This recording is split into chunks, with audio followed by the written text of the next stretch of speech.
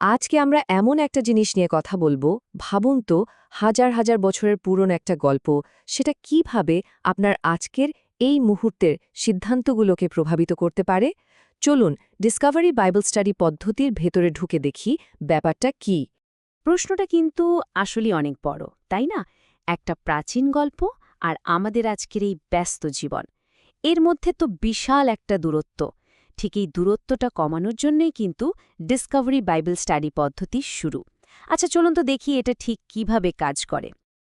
তো আমাদের এই আলোচনাটা এগোবে এই ৬টা ধাপ ধরে।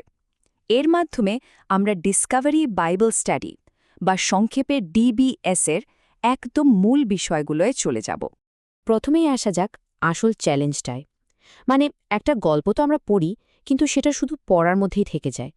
এটাকে জীবনে কাজে লাগানো, মানে জানা থেকে বাস্তবে প্রয়োগ করা, এই পথটা আমরা কিভাবে পার করব।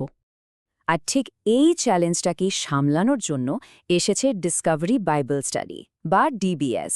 এটা কিন্তু খুব সহজ একটা ফ্রেমওয়ার্ক।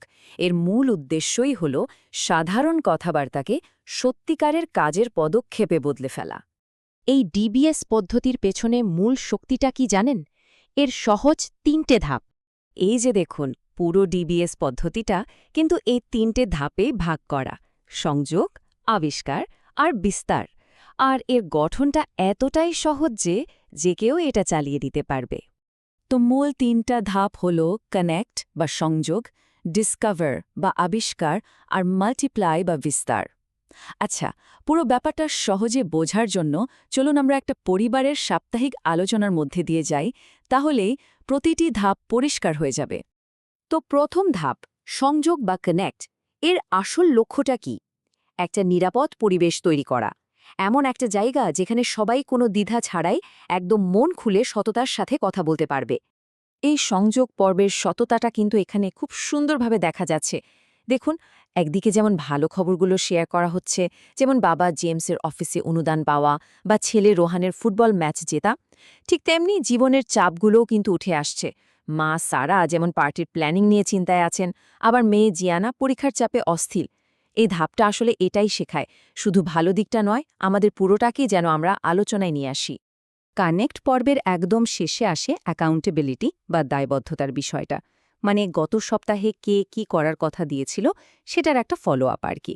যেমন রোহানকে হয়তো থালাবাসন ধোয়ার কথা মনে করিয়ে দিতে হয়েছে, কিন্তু জেমস কিন্তু ঠিকই কাজের ইমেল থেকে নিজেকে দূরে রাখতে পেরেছে।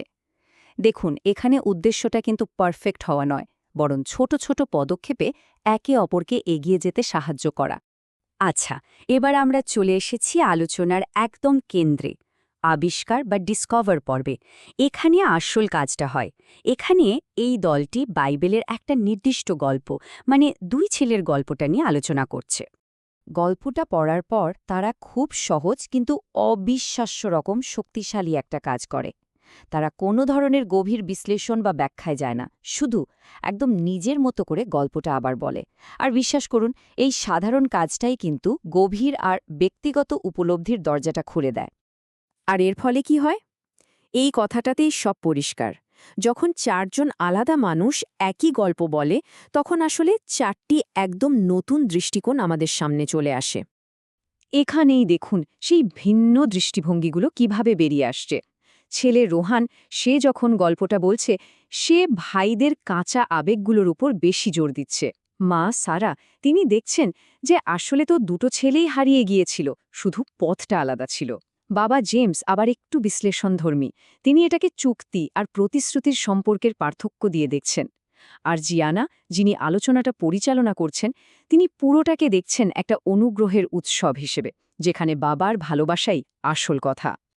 তো এভাবে নিজেদের ভাষায় গল্পটা বলার পর তারা দুটো জিনিস নিয়ে ভাবে: এই গল্পটা ঈশ্বর সম্পর্কে কি বলছে আর মানুষ সম্পর্কে কি বলছে। তারা বুঝতে পারে যে ঈশ্বর এমন একজন বাবা, যিনি সন্তানের জন্য দৌড়ে আসেন, যিনি উদযাপন করতে ভালোবাসেন। আর মানুষ হিসাবে আমরা অনেক সময় ভালো হয়েও হারিয়ে যাই আর অন্যের ওপর খুব সহজে ঈর্ষা করি। তো আলোচনা করে এত দারুণ সব উপলব্ধি হলো, এটা তো খুবই ভালো কথা। কিন্তু ডিবিএস কিন্তু এখানেই থেমে যায় না। আসল কাজ তো এখন।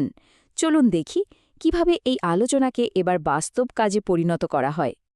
তাদের নেওয়া কিছু পদক্ষেপ দেখুন কত বাস্তব।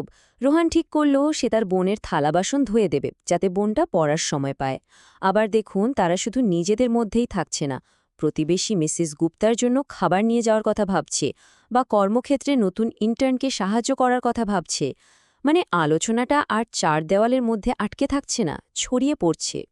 আর এই মাল্টিপ্লাই বা বিস্তার পর্বের শেষ এবং সবচেয়ে গুরুত্বপূর্ণ ধাপটা হল প্রত্যেকে এমন একজনের নাম বলবে যার সাথে সে এই সপ্তাহে গল্পটা শেয়ার করবে।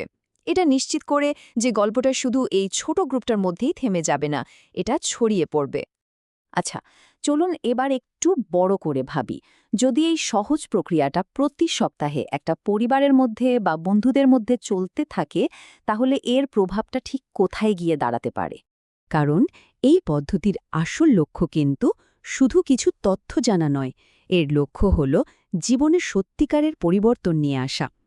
এটা এমন একটা সিস্টেম যা শুধু তথ্য দেয় না, মানুষকে বদলে দেওয়ার জন্য তৈরি।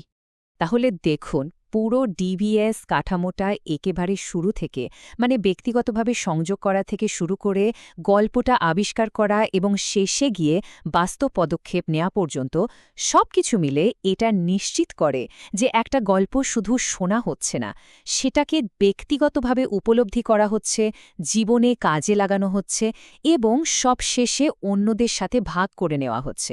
ভাবুন তো একবার, একটা গল্প নিয়ে মাত্র 1 ঘন্টার আলোচনার ফল যদি হয় একটা পরিবারের নেওয়া এই ছোট ছোট বাস্তব পদক্ষেপগুলো, তাহলে যদি একটা গল্প শুধু শোনা না হয় বরং সেটাকে জীবনে ধারণ করা হয় এবং তারপর অন্যদের সাথে শেয়ার করা হয়, তাহলে সেই গল্পটার যাত্রা ঠিক কত দূর পর্যন্ত যেতে পারে।